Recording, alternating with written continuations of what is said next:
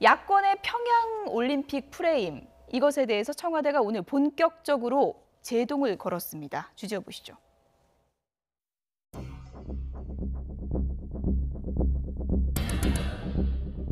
평창 올림픽이 아니고 평양 올림픽을 하고 있죠. 평양 올림픽을 하고 있죠. 평창 올림픽은 평화 올림픽입니다. 평양 올림픽이라는 딱지를 붙이는 것은 이해할 수가 없습니다. 2014년 인천 아시안 게임에 북한 선수단이 참가했고 평양 아시안 게임이라고 부르지 않았습니다. 북한에 어떤 여성분이 내려와서 내가 방금 TV 보다 왔는데 하루 종일 떠들고 북한 대통령 온 것도 아닌데 김정은이가 와도 그래 하면 안 될 건데 이건 무슨 그런 짓을 하면서 북한의 비위를 맞추려고 하는지 나는 이해하기 어렵다고. 동계올림픽의 개최국으로서 손님들을 따뜻하게 맞이하고 품격 있는 주인으로서 손님들을 당당하게 맞이합시다. 자기들끼리만 잔치해요. 좌파들끼리만. 평창 동계올림픽의 성공적 개최에 너와 내가 따로 있을 수 없으며 국민 모두가 힘을 모아야 합니다. 하나의 올림픽을 놓고 이렇게 시각이 엇갈립니다. 이종훈 평론가님.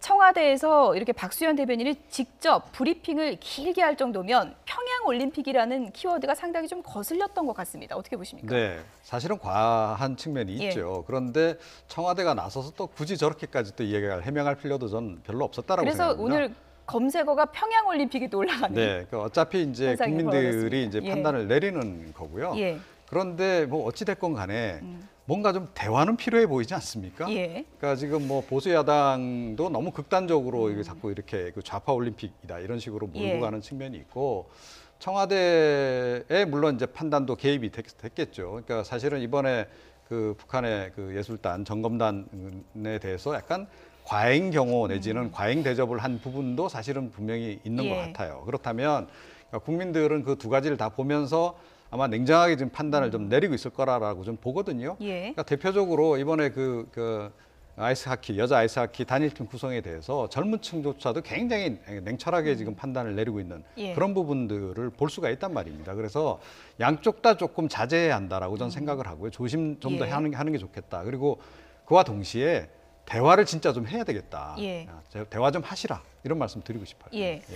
어쨌든 오늘 그 단어 중에 하나가 우리가 이제 품격 있는 손님이 돼야 되지 않겠습니까? 품격 있는 손님 맞이가 되려면은 여든 야든 지금 내세우고 있는 기준점이 좀 다른 것 같다는 생각이 들더라고요. 그래서 하루빨리 만나갖고 말씀하셨던 것처럼 여야 영수회담이 필요하다라는 생각이 저는 강하게 듭니다. 여기에 대해서 지금 야당이 불편하게 생각하는 지점들이 분명히 존재하고요. 그럼에도 불구하고 2월 9일 평창 동계올림픽은 반드시 치러야 되는 것 아니겠습니까?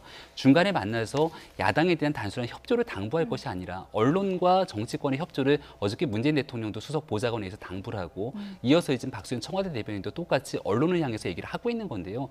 그와 같은 당부는 충분히 가능한 일이겠습니다만은 왜 야당이 반대하고 있고 야당은 그렇다면 반대하고 있는 국민들의 목소리를 또 받아서 반대하고 있을 텐데 어떤 측면에서 국민들이 우려하고 있는지를 알아야 되지 않겠습니까? 2월 8일 바로 전날에 북한은 건군절을 변경해서 대규모 열병식을 치르겠다는 얘기가 벌써부터 나오고 있고요.